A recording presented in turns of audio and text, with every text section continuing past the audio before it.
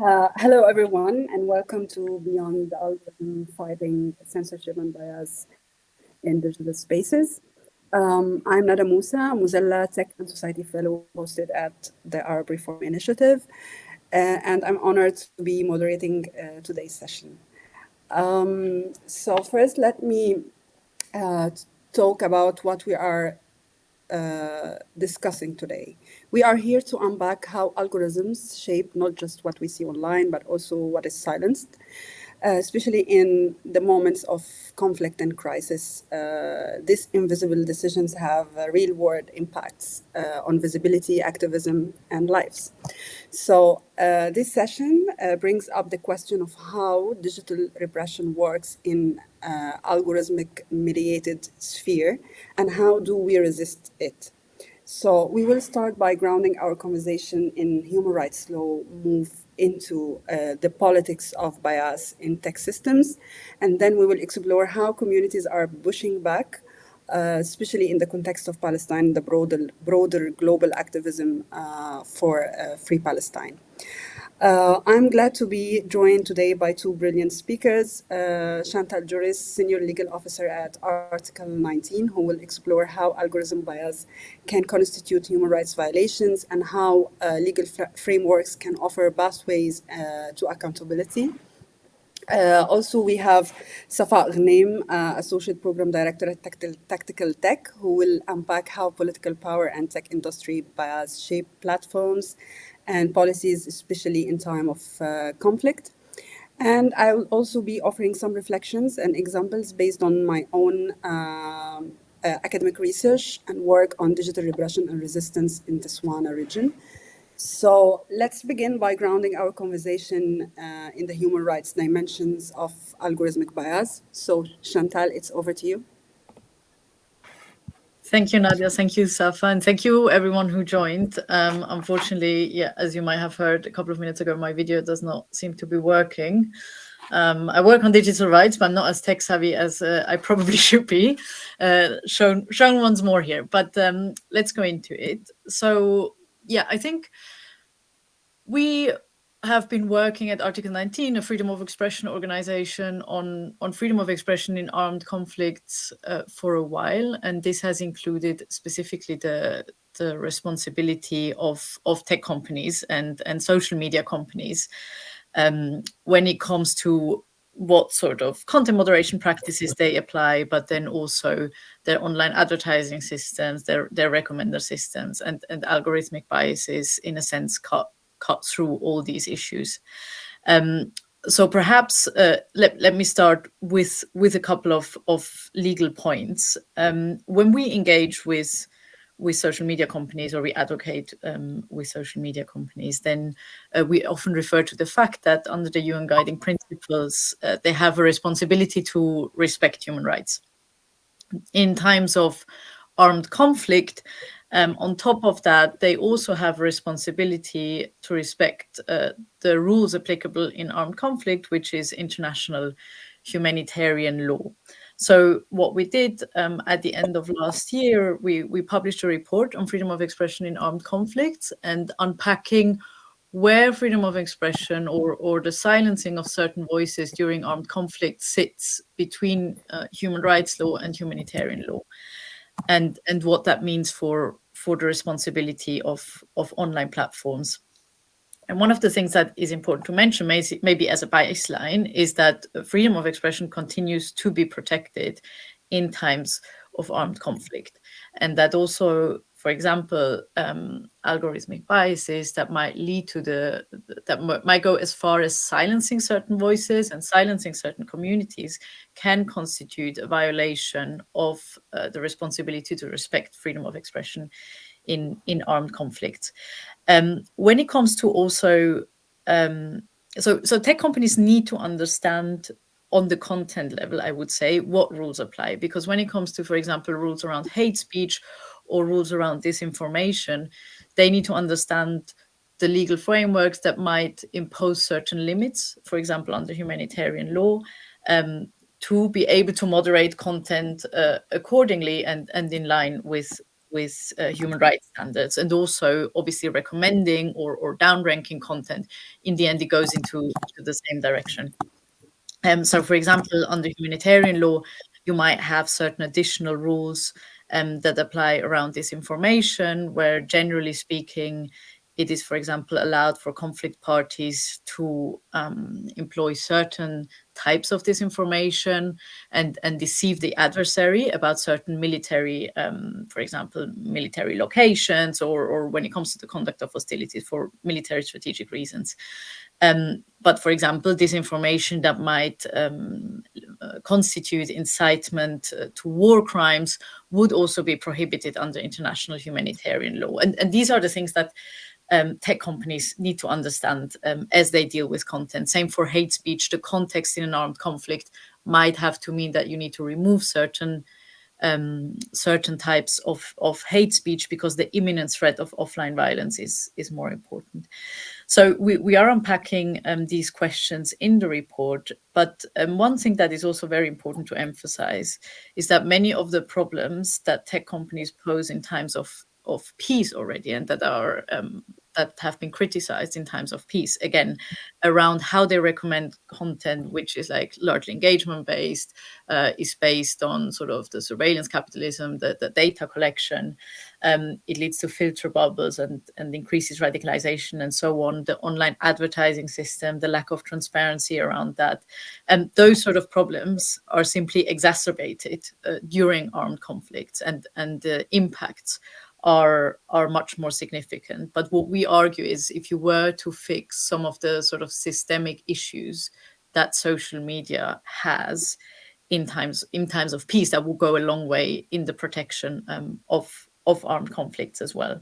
And there, maybe also legally speaking, what is important to note is that there is a heightened due diligence that companies have in times of conflict, because the human rights risks and the risk of contributing to conflict dynamics is higher. And that, I mean, I'm speaking mainly now about the responsibility of tech companies, but of course, there's also a role for regulators to play. Some regulators around the world have started to adopt legislation imposing certain obligations on these companies, and they similarly need to be aware of how the regulation could negatively impact freedom of expression, or negatively impact conflict dynamics. And given sort of the global nature of the internet, and how information about the conflict really flows globally in the end, that is really a consideration that all regulators have to make, not only those in the conflict region specifically. And maybe just as a last point, I think one thing is also abundantly clear in this conflict in Israel-Palestine, that of course, you know, I'm a lawyer. I ground my advocacy in the international legal framework, but of course, this is an extremely political crisis. It's a political crisis of international law as well, and that is also noticeable in how social media companies who feel more accountable to certain governments than others, with their own geopolitical priorities, how they have been dealing, how they have been recommending content, how the biases have worked, both on the level of the policies, but also on the level of the enforcement of the policies, or again, how they have sort of trained their algorithms to promote certain types of content and suppress others. And I'll stop there, and then maybe in the second half we can speak more about sort of legal strategies that can be employed to tackle some of these issues. Thank you.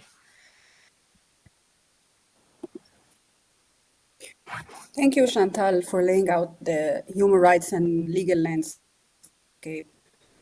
I think that you will be able to also reflect on what Safa and me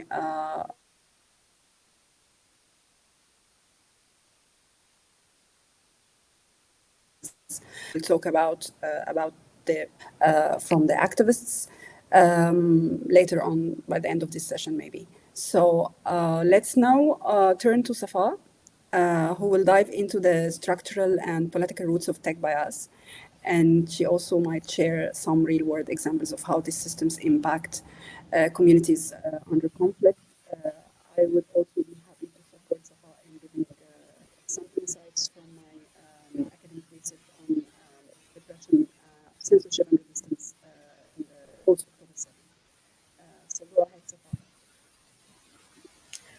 Great. Thank you so much. And I really appreciate being here and for everyone's time in the audience.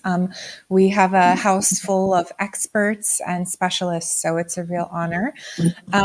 So I just want to basically add on to what Chantal was saying and just take us down a slightly different path, but it very much complements what she was mentioning in the first part, how technology is not neutral and it's a political tool. And what I mean is that there are, of course, certain people who own it, certain people who build it. There's certain data that's fed into it, for example, into AI. And there's also certain data that's left out of it. And these various elements of the technology, how it's built, its business model, etc., where it's headquartered. Oftentimes, the headquarters are in the United States. It contributes to technology not being neutral and actually being a political tool. And the biases of the people all along the way, not only those who build it, but own it, as I mentioned, like all along the way, their biases are reflected in these tools. So, I think that technology, it's not only consumer goods, obviously, buying smartphones and computers. I mean, you're here at this conference, so you must already know this, but technology is wielded with power. It is a form of power, a form of currency, like power currency.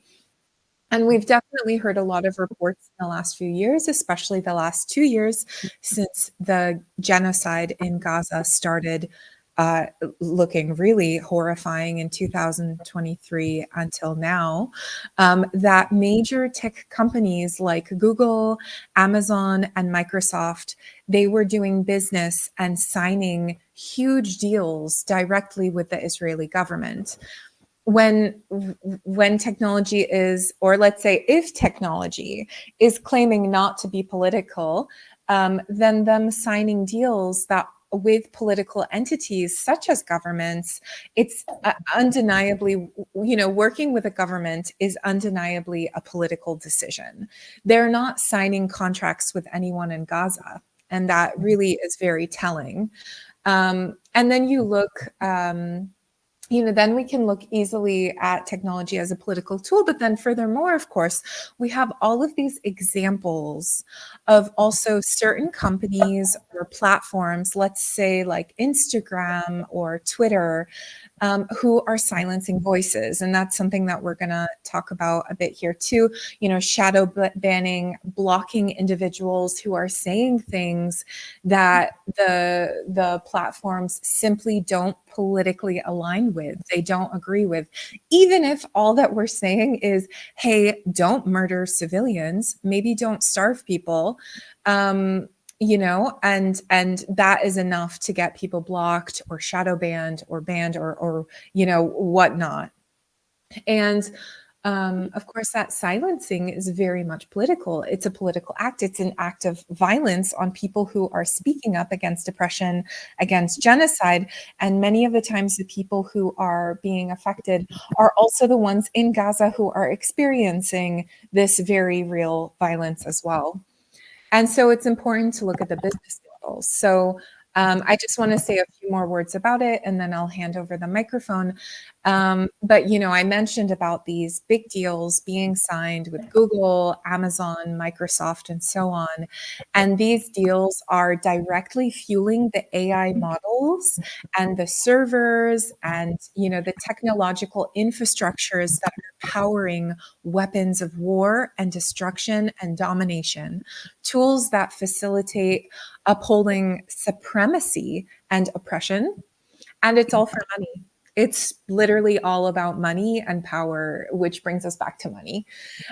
These companies are gaining tons of profit on the bodies of murdered human beings. And it's not only in Gaza as the example. And of course, right now we want to focus on Gaza and we should focus on Gaza.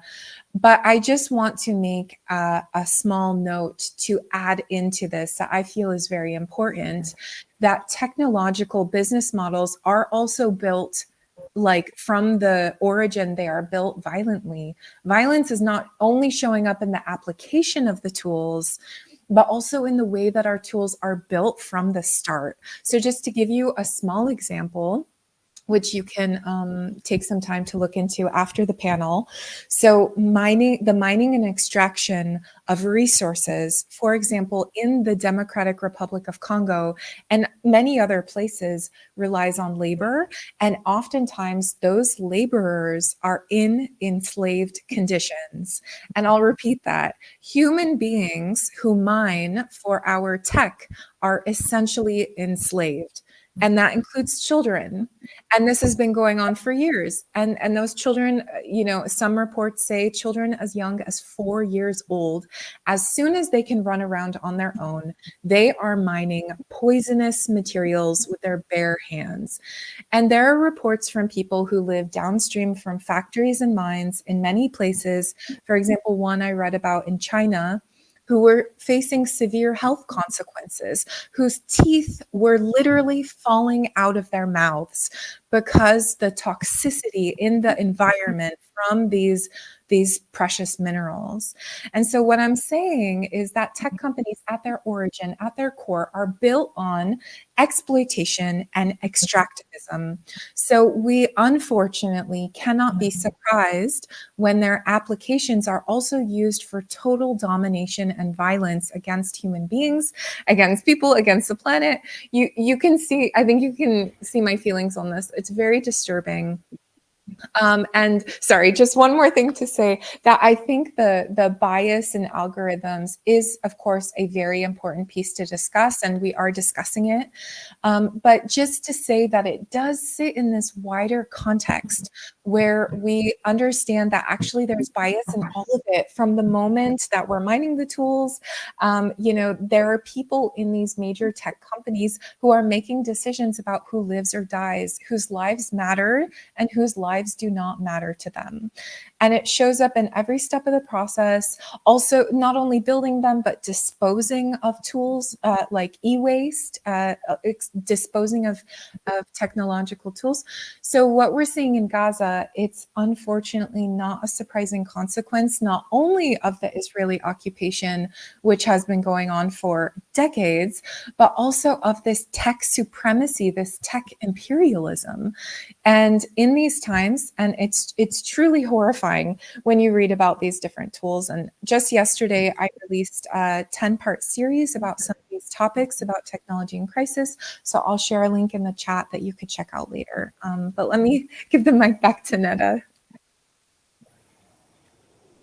Thank you, Safa. I'm not sure if you are seeing and hearing me well or no. Okay, so just to make sure that the internet connection might be better if I close my camera, because I believe that now I have the most important part of my contribution to the session. So I will close the video until finishing. Okay, so thank you, Safa, first, and thank you for raising all these real-world examples, especially those from outside the Swana region. I would like to briefly support your points regarding how technology is now a political tool rather than just a communication tool. And the bias of the developers, the people behind each technology, have been reflected clearly nowadays. So I would like to give you some findings from my academic research on the pro-Palestine digital activism post-October 7 regarding the algorithmic suppression and resistance feedback loop. So what we found is that algorithmic suppression isn't just a technical flaw, it's a geopolitical tool, especially that activists from the Swana region face more direct and punitive actions like content takedowns and account suspensions, while activists elsewhere, sorry, I'm just checking my internet again, I'm sorry. People from outside the region or activists from outside the region, they report more subtle suppression mechanisms like shadow banning and engagement limits, for example. So this isn't random. It reflects regionally tailored digital repression mechanisms that often in line with the dominant geopolitical interests and agendas. So also I would like to give another insight that all the activists surveyed in my research, either from SWANA or outside, 90% of them believe that big tech is systematically biased against the pro-Palestinian content. So this isn't a glitch at all. It's a feature of platform governance shaped by the entrenched power relations and financial interests also. So this is what I would like to shed lights on about the censorship practices post October 7. Safa, would you like to add something here?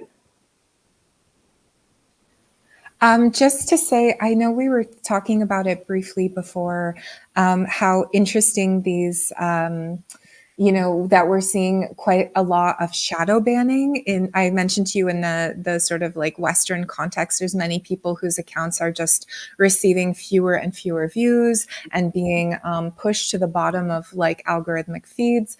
And I remember you mentioned about blocking being more prevalent. And I think that's quite an interesting differentiation to look at.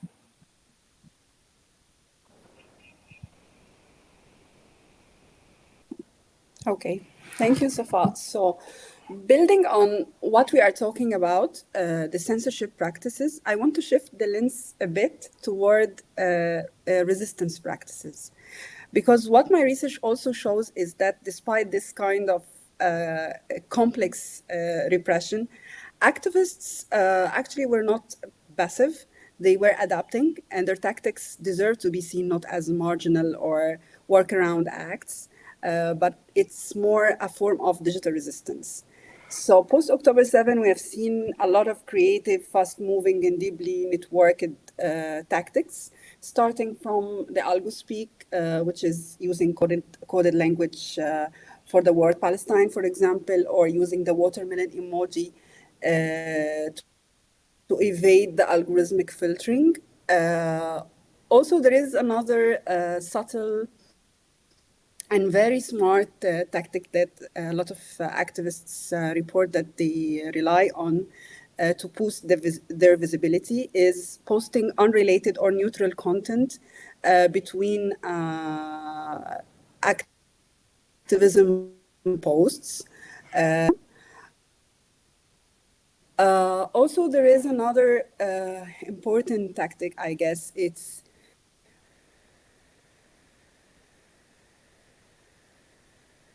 migrating to encrypted and safe platforms for digital mobilization, digital mobilization. For example, was reported to be more mobilization and more like Telegram based on this, there is this only for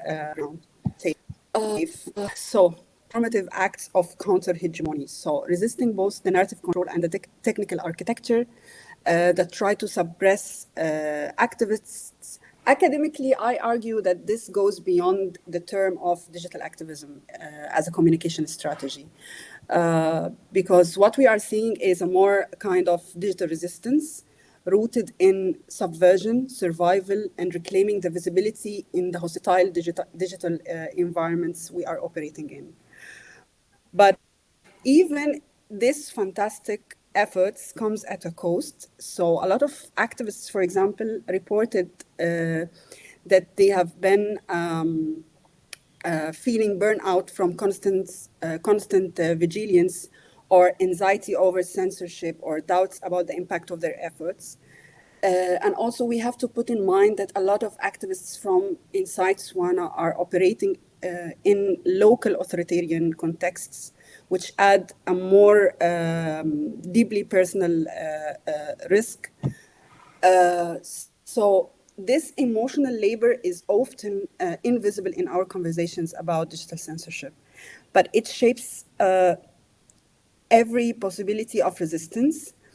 And I believe that any ethical or governance frameworks for digital spaces must center not just on free speech as an abstract, but also in the lived emotional costs of speaking the truth under a digital seek. Last thing that I want to add here is that most of activists from inside the Swana region, they are not only face higher political risks, but also they feel a bit alone with a fewer structured support from civil society. Most of the activists reported that they learned more about circumvention tactics informally from peers or through shared posts on platforms like Facebook, Twitter, Instagram, not from NGOs, not from formal training programs. So I guess that there is a structural gap here, not just in the tech governance, as we talked during this session, but also in how we as civil society support communities in resisting algorithmic power.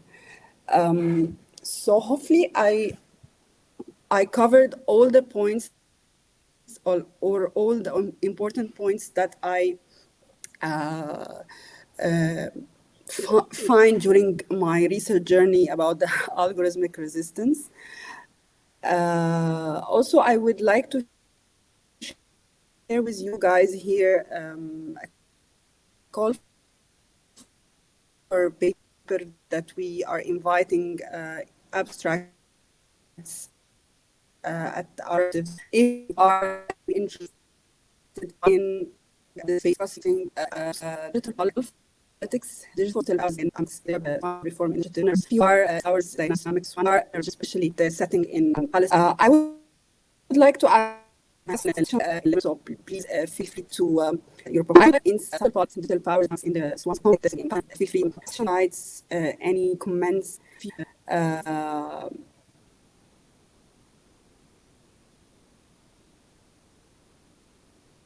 Which comes from your human rights and legal expertise about what's shared about resistance, about what me and soft shared resistance and stuff. Yes, happy to come in. Just quick question.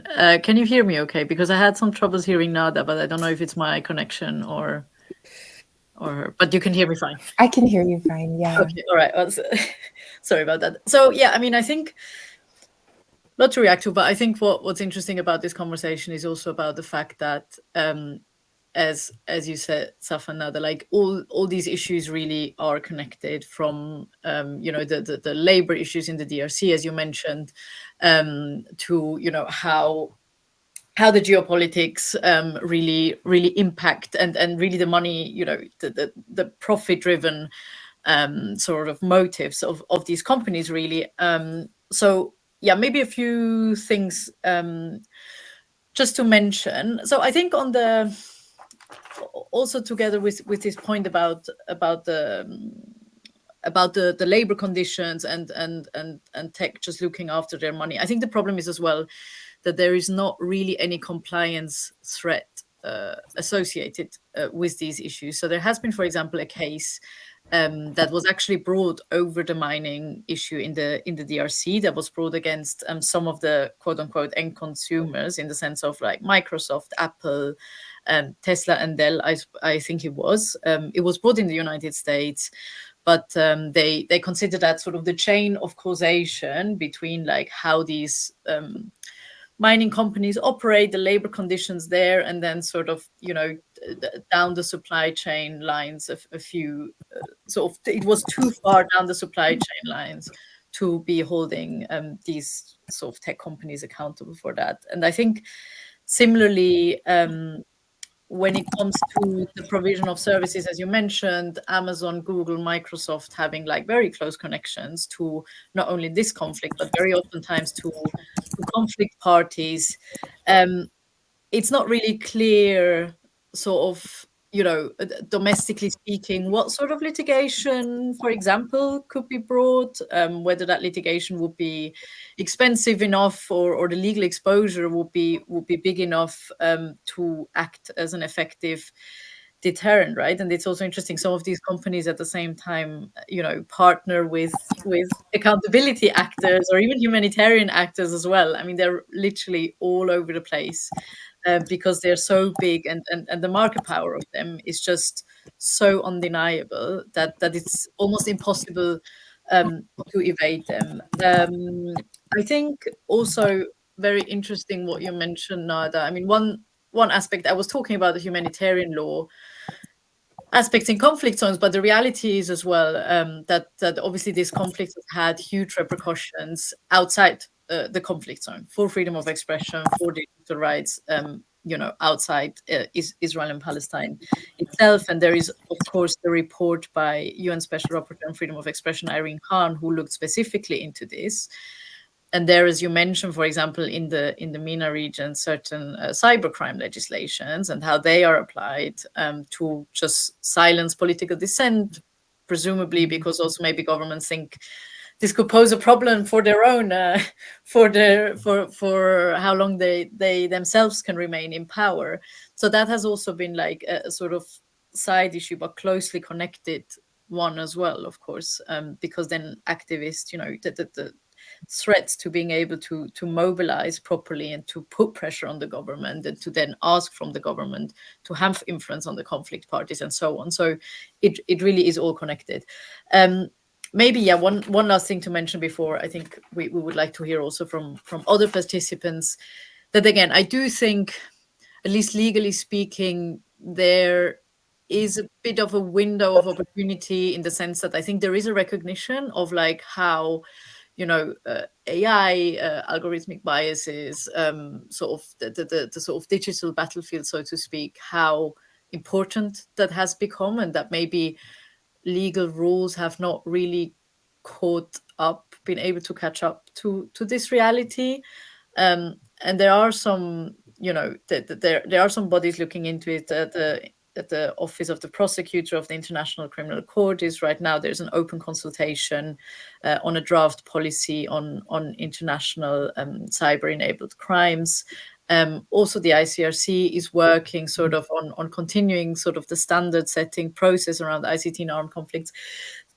So I think even with, you know, more legislations imposing obligations on online platform, in the EU we have the Digital Services Act. I believe, if I'm not mistaken, that Hamle is right now also trying, reaching out sort of to get certain cases of potential censorship in the EU, or in any case sort of linked to that content, to the Digital Services Act. So just to say, there is sort of regulatory movement as well.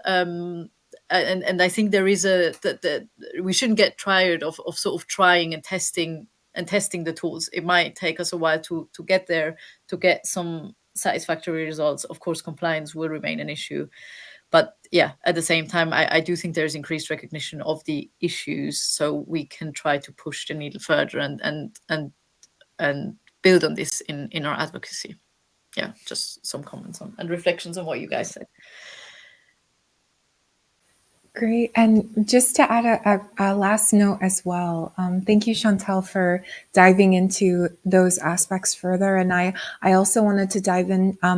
Neda, you started sharing about some of the strategies of resistance that activists have been employing online, like on Instagram.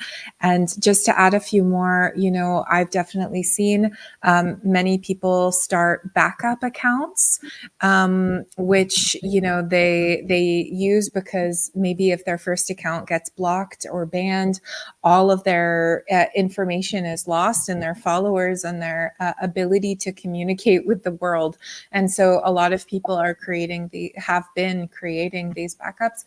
Also, this is so unfortunate, but I know that for a while there in Gaza, a lot of the content that I was seeing was also people talking about important things, but holding a cat.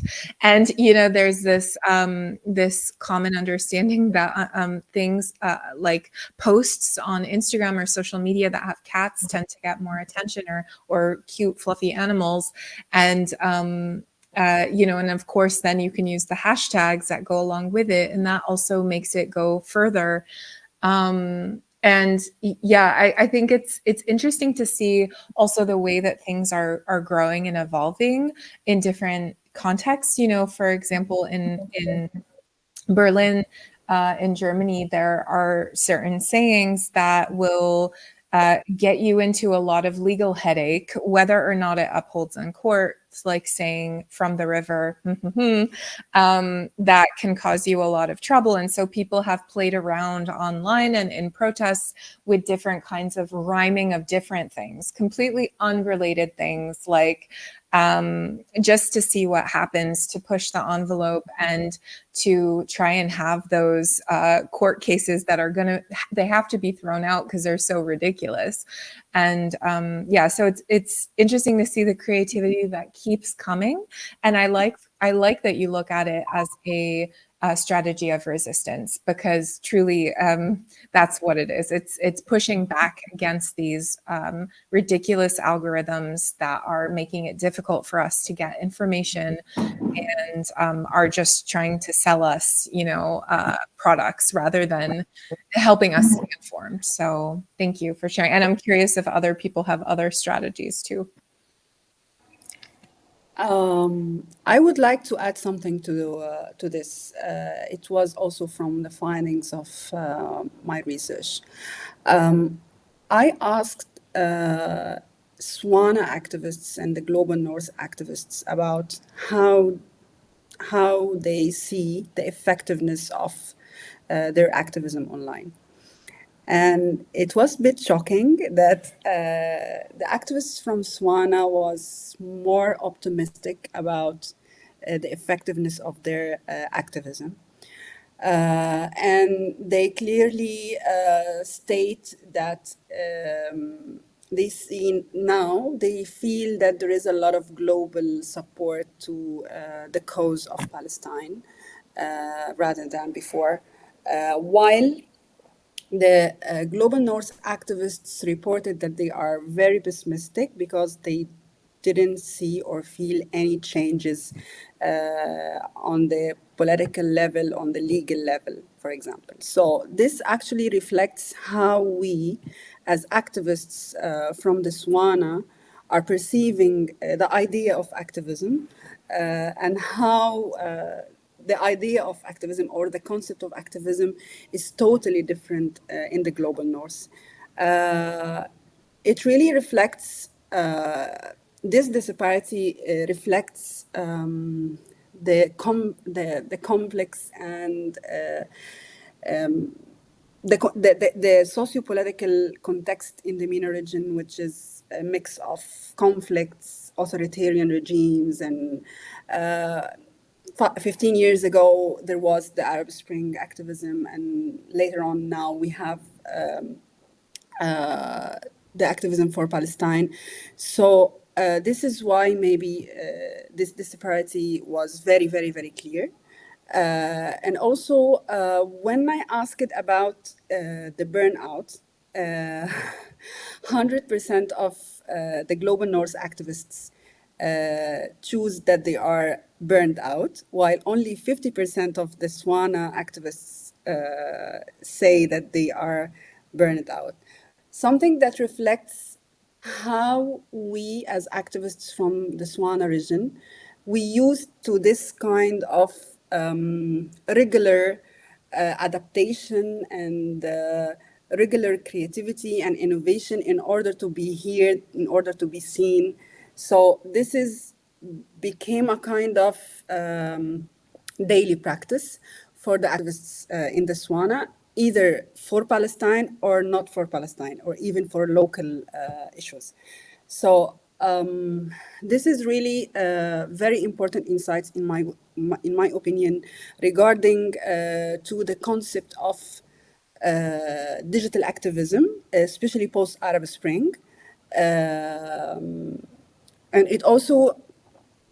For me, it supports my argument about that we have to change our narrative or our reframing for the digital activism to be more a kind of digital resistance, not digital activism. We are now beyond the word of activism. We are now resisting on daily basis. So I just wanted to give this insight. Maybe it would be interesting for any of the participants. Now we can open the discussion with all the people participating in this session. So we would like to hear from you.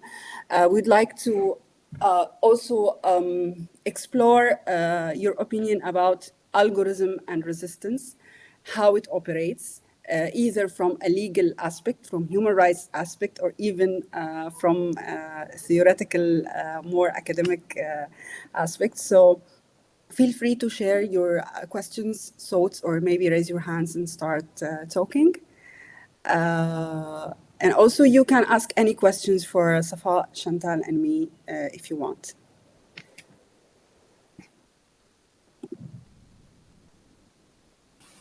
I see a few questions in the Q&A. Should I read one out maybe? There's one for Chantal. So Chantal, as we move away from centralized platforms to decentralized platforms, does the fragmentation of these communities pose a challenge in holding us accountable to international law? Yeah, good question. I mean, we at Article 19, for example, we have been advocating for more decentralization. For example, when it comes to the recommender systems, we have advocated for the possibility to sort of unbundle the hosting of the content from the recommender systems and other providers of other providers of that service of ranking the content to come in. So generally speaking, I would say that that's a positive for what the information environment will look like, because again we that centralization, the market power, but also that sort of gatekeeper role over the information space, I think is very problematic. If it could, and this of course is not per se gonna fix the problems, but that needs to go alongside with any new player coming in, or all players, including smaller players, abiding by their human rights responsibilities, right? I mean, there could be, I suppose there is an argument even under the UN Guiding Principles of Human Rights where, and certain regulatory frameworks like the Digital Services Act also have used this concept a bit, as in that, bigger companies with more resources and potentially more impact will have a heightened level, like a comparatively higher level of human rights responsibilities.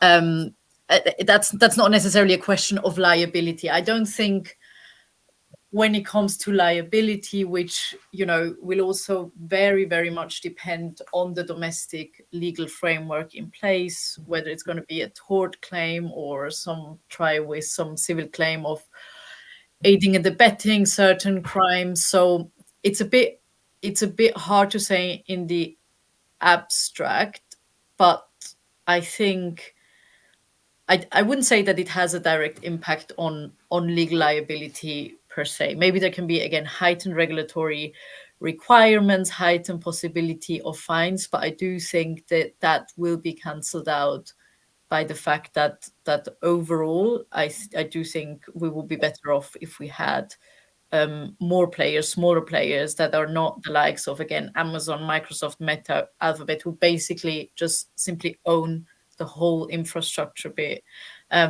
from content layer to application to subsea cables at this point. So yeah, overall, I do think that will be progress for human rights. I hope that sort of answers the question.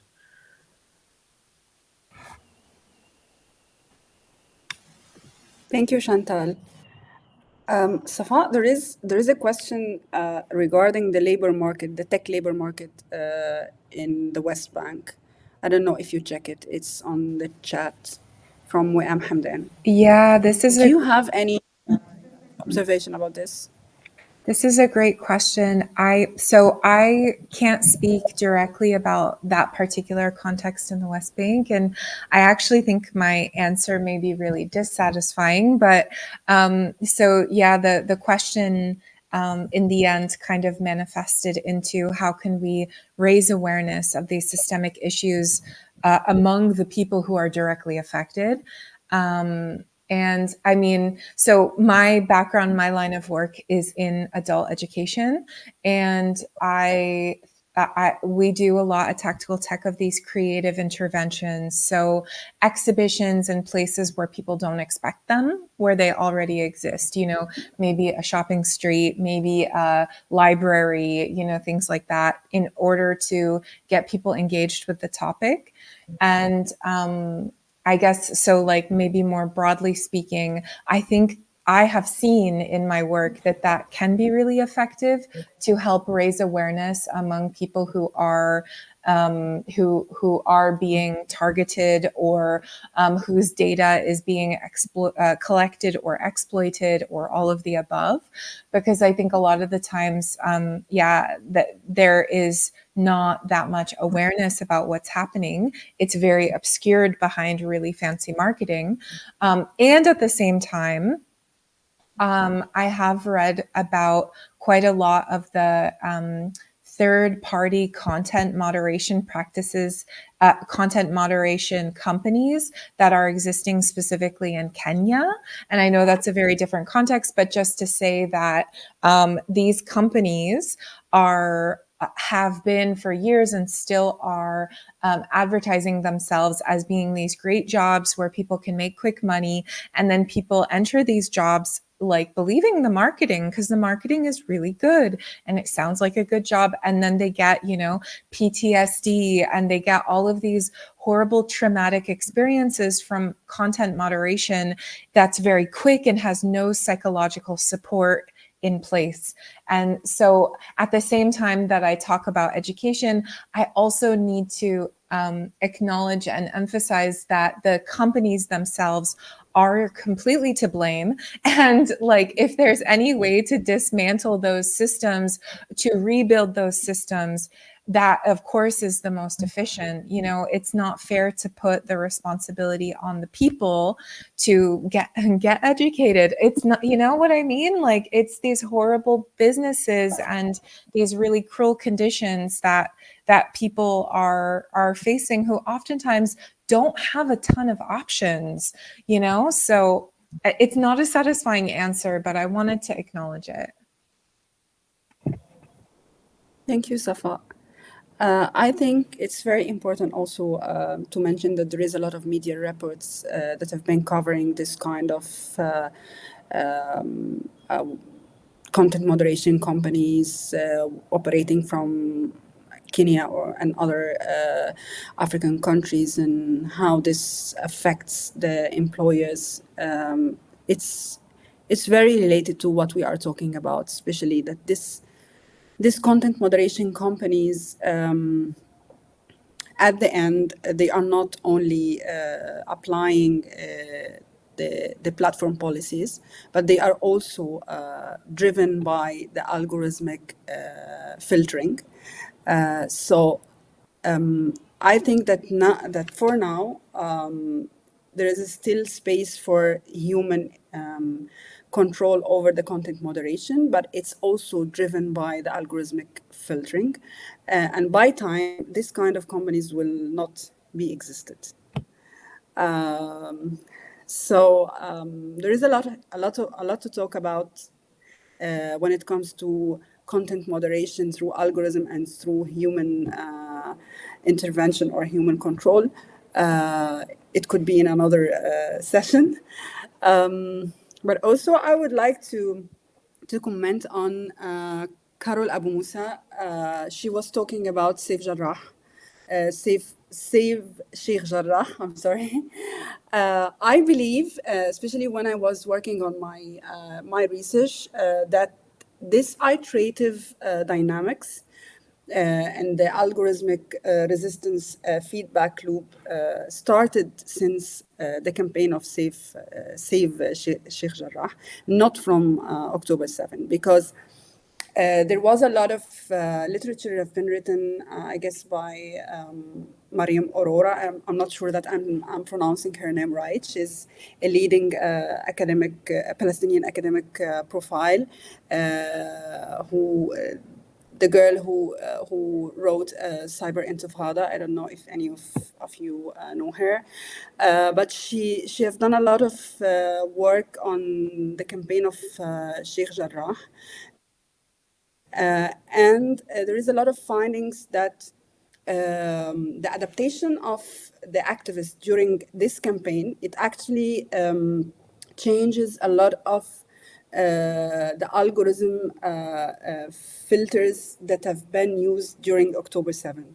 So because what already done from the activists to bypass the censorship during 2020 in Sheikh Jarrah, there is a lot of changes have been happened and have been done in the algorithmic policies and algorithmic content moderation policies and all this stuff. And this actually affected what we have seen during October 7. So this is actually why I'm saying that this is an iterative dynamic. We are not passive. We as activists are not passive. We are building this loop with the platforms. We create, we innovate, and they adapt, and then we adapt, and it continues this way. So this is one of the reflections that I wanted to highlight. There is also other questions. Yes, someone shared the report about the Kenyan content moderation company. I And there is see also also a question. another question. Sorry. We have only 3 minutes, so go ahead, Safa. Yeah, I see someone also asked in the Q&A panel, I was wondering what role AI is playing or will play in all of this. I'm thinking about the recent news stories of using AI to target activists.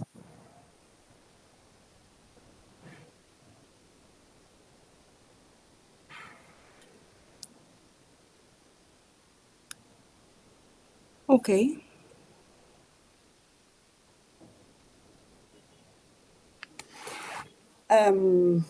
Okay, so this is a very, yeah. Sorry. This is a very wide question when asking about AI, because AI now is part of ongoing urban surveillance inside Palestine, for example, and it's also used in predictive targeting. So this is all connected to how AI have been used to target activists physically. This is the physical part of the AI influence on the activist's life, but also there is a lot of stuff related to generative AI, for example, in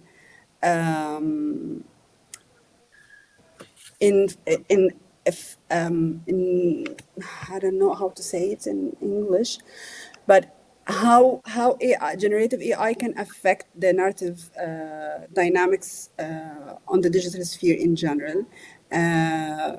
So this is also affects the activism narrative in general, not only the activist profiles itself. So there is a lot to say here. Maybe this could be another also session about AI effect on activists and activism in general. Chantal, you have something to add? Yeah, just I think to Tariq's question, I think one of the problem is as well that there is also this sort of narrative or this argument that you know, sort of the algorithmic decision making can basically help to better comply with this principle of distinction between civilians and combatants. So basically, you know, we're using all this great technology, big data, facial recognition. We pair it with like social media and monitoring and all these data, and then we will know exactly who like the combatant is. So sort of basically, we can spare more civilians because we have this like brilliant information as to who to identify and target. And on the one hand, obviously there's a problem with, you know, the additional identification of targets. Obviously, we all know that these technologies are massively prone to error.